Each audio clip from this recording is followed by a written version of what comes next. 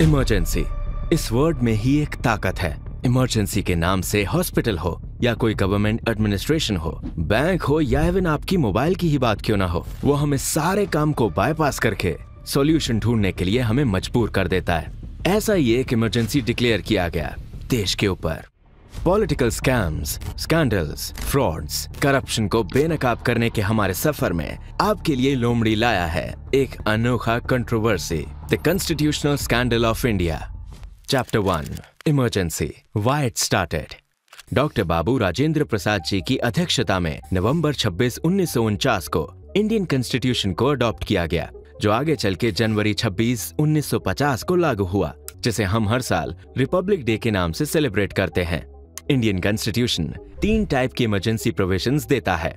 Article 362 national emergency, article 356 state emergency and article 360 financial emergency, जो देश में कभी नहीं लगी और भगवान करे कि आगे भी कभी ना लगे। इस इमरजेंसी कॉन्सेप्ट को इंडिया ने जर्मनी की कॉन्स्टिट्यूशन से कॉपी पेस्ट किया है।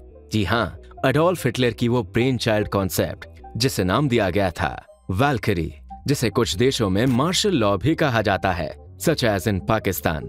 हिटलर की इमरजेंसी लॉ, आप अंदाजा लगा सकते होंगे कि वो कितना हार्श हो सकता है। सेंटर गवर्नमेंट कह लो या फेडरल गवर्नमेंट, उसके पास होगी सुप्रीम पावर, जिससे देश के नागरिक कॉन्स्टिट्यूशन द्वारा गारंटीड अपने सारे फंडामेंटल राइट्स एंड लिबर्टीज को खो देता है, सिवाय जिंदा रहने के। उन राइट्स एंड लिबर्टीज को छीनती है खुद की ही गवर्नमेंट, जिसे आप कोई भी कोर्ट में चैलेंज भी नहीं कर सकते। यानी लोगों द्वारा इलेक्टेड रिप्रेजेंटेटिव्स बिहेव करेंगे किसी मोगल बादशाह की तरह। इस वीडियो में लोमड़ी आपके सामने रख रहा है constitutional scandal page bye page. 1966 में लाल बहादुर शास्त्री जी की सस्पिशियस मौत के बाद इंदिरा गांधी बनी next super power in Congress. Problem ये थी कि इंदिरा गांधी के पास पीएम बनने के लिए क्रेडिबिलिटी बस ये थी कि उनके पिता जवाहरलाल नेहरू ही पीएम थे। कांग्रेस में बहुत सारी ताकतें थी जो इंदिरा को पसंद नहीं करती थी, and the hatred was mutual. उन्होंने बाकी के कांग्रेस लीडर्स को साइडलाइन करते हुए पूरे कैबिनेट का पावर अपने हाथों में ले लिया था। कांग्रेस में कंप्लीट रेवोल्यूशन लाने के लिए इंदिरा जी को मेजर चेंजेस करना पड़ा।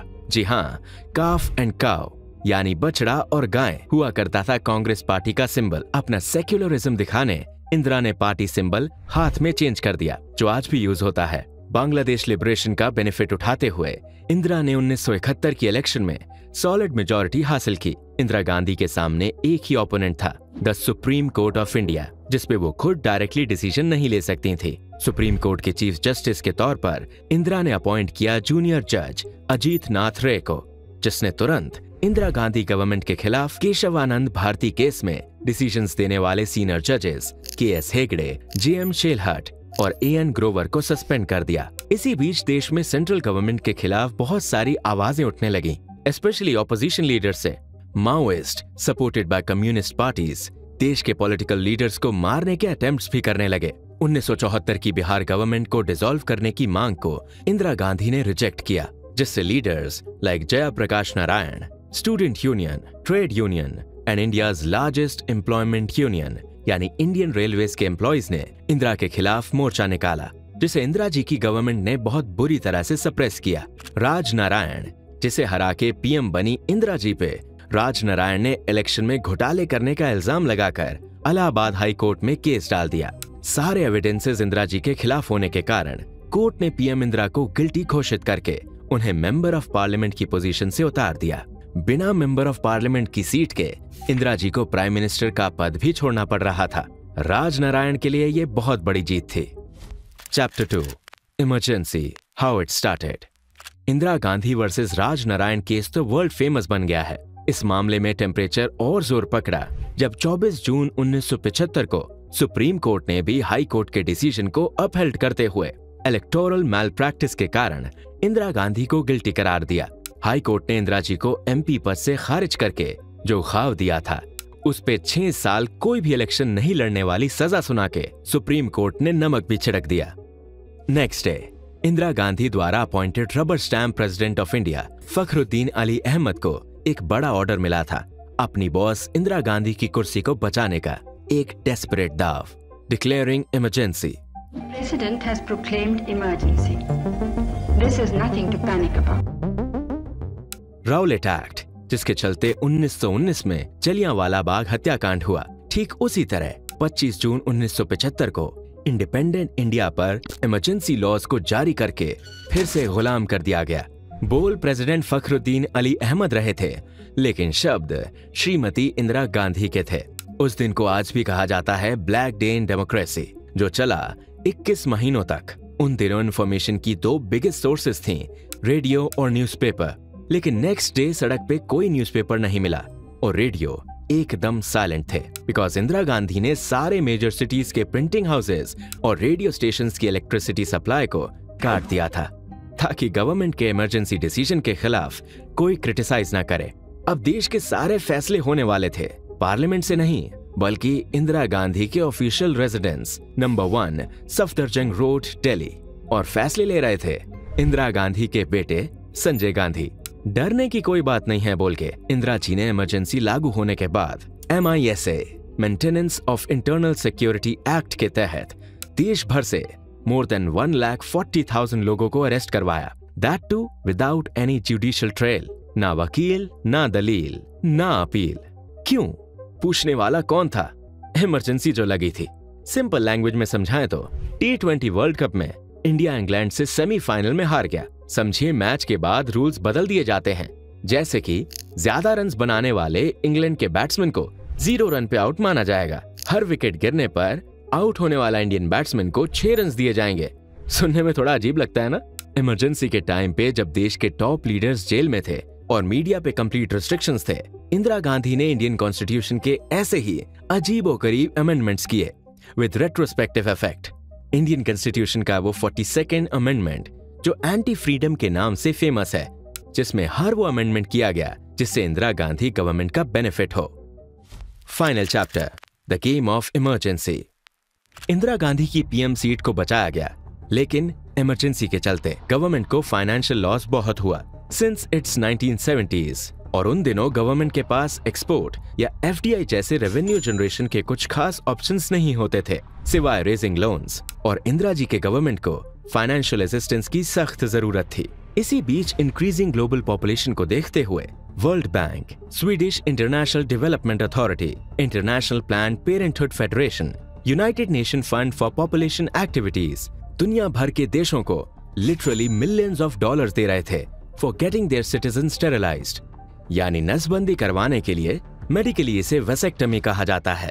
और इंडिया में इसके मास्टरमाइंड बने संजय गांधी। नॉर्थ इंडिया के states like UP, Bihar, MP, Haryana, Punjab, West Bengal, जहां हायर पॉपुलेशन थी, संजय गांधी ने लिटरली उन्हें वेसेक्टमी बेल्ट में तब्दील किया। सरकारी एजेंडा सिंपल था, जितनी ज्यादा नसबंदी होगी उतना ही ज्यादा फंडिंग आएगा। और संजय गांधी ने हर स्टेट के चीफ मिनिस्टर को स्टेरिलाइजेशन का टारगेट दिया, जो आगे चल के डिस्ट्रिक्ट लेवल पे डिवाइड होता था।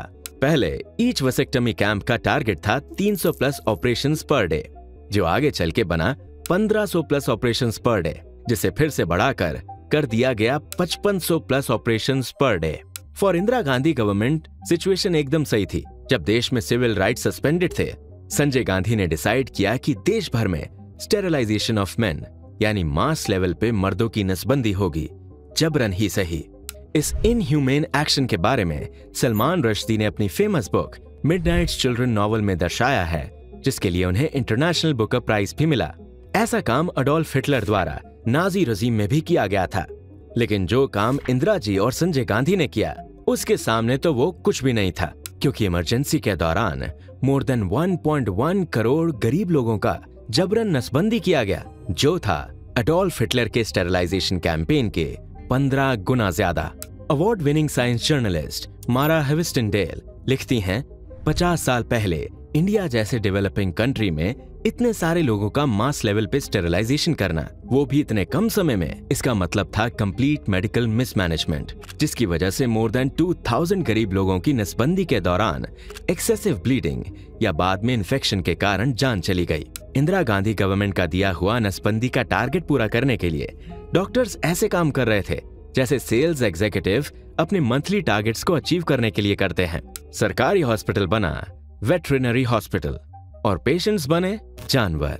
जनरल वार्ड्स जैसे दिखने वाले उन ऑपरेशन थिएटर्स में हर दिन ऑन एन एवरेज 2 लाख से भी अधिक गरीबों का फोर्स स्टेरिलाइजेशन होता रहा। हॉस्पिटल्स में होने वाले स्टेरिलाइजेशन को मॉनिटर करने के लिए गवर्नमेंट के ऑफिसर्स और उसे रिकॉर्ड करने के लिए जर्नलिस्ट भी हुआ करते थे। आप सोचते होंगे लोग हॉस्पिटल गए क्यों? उन्हें हॉस्पिटल लिटरली उठा के ले जाया गया। तो आप सोचते होंगे लोगों ने प्रोटेस्ट क्यों नहीं किया? नसबंदी से प्रोटेस्ट करने वाले मुजफ्फरनगर में ही 50 से अधिक लोगों को पुलिस की गोलीबारी में मार दिया गया। करतार नाम के कॉबलर यानी मोची को पुलिस की जीप में ही स्टेरलाइज किया गया। ऑलरेडी नसबंदी हुए शाहू गोखले की दोबारा फिर से नसबंदी की गई। 70 साल के बुजुर्ग आदमी हरिजन को फोर्सफुली स्टेरलाइज किया गया। और दिल्ली के पास ओटावा गांव में सुबह 3 बजे पुलिस रेड करके गांव के 800 लोगों को घर से उठा के ले जाकर स्टेरलाइज किया। देश भर के ऐसे बहुत सारे रिडिकुलस फैक्ट्स आपको सुनने को मिलेंगे।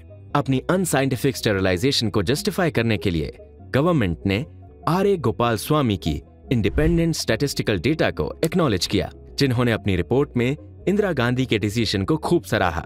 मिलियंस ऑफ लोगों पर किए हुए फोर्स्ड मास स्टेरिलाइजेशन को best possible way for population control कहते हुए उसे देश के हित में सही बताया।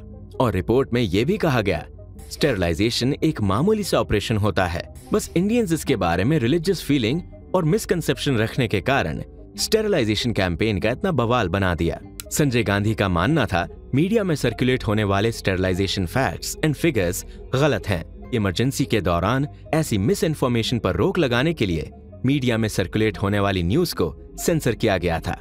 और कांग्रेस लीडर शशि थरूर ने भी अपनी book the great Indian novel में कॉन्स्टिट्यूशन से हुए खिलवाड़ को अंडरमाइन करके इंदिरा गांधी को करिस्मेटिक पर्सनालिटी का खिताब देते हुए उनको ग्लोरीफाई किया है।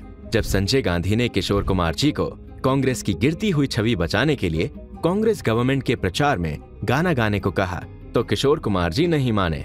बदले में इंदिरा गांधी गवर्नमेंट की ब्रॉडकास्टिंग मिनिस्ट्री ने किशोर कुमार जी के गानों पर ही बैन लगवा दिया।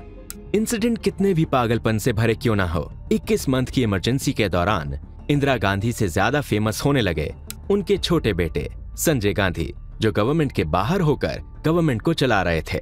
संजय गांधी डिसीजन भी खुद लेने लगे और इंदिरा गांधी के डिसीजन को भी बाईपास करने लगे, जिसका नतीजा संजय गांधी को बाद में भुगतना पड़ा। जानना चाहते हो कि क्या हुआ? Do comment if you want to watch a video on सरकारी प्राइम मिनिस्टर संजय गांधी। लोमड़ी में आज के लिए बस इतना ही। अगली बार फिर मिलेंगे एक और दिलचस्प भरी कंट्रोवर्सी, स्कैम, स्कैंडल लेकर। टिल देन कीप वॉचिंग लोमड़ी। काली बातें आंचू भी खोया सच है, फंदो जालों में अंधे सालों से गुम, लुटी पड़ी इंसाफ की बाजारें हैं सुन, पूंजी है डर की खदानें तू सुन, क्या बोली तुझे कान में तोड़ के, जहर को शरबत बोल के, काटे नींद में वो बाल फिर सुबह तैयार होके शहर घूम टोपी बेचते। तो ना कोई सगा यहाँ पे जो दगा भी ना दे और ला दे नतीजे ना दबा के बातें वो लगा के आग हुए गुम, 5 साल बाद बेची बाल्टी में पानी की बूंद सुन, अपन लोमड़ी तो तेज है होगा नहीं बातों में गुम सुन।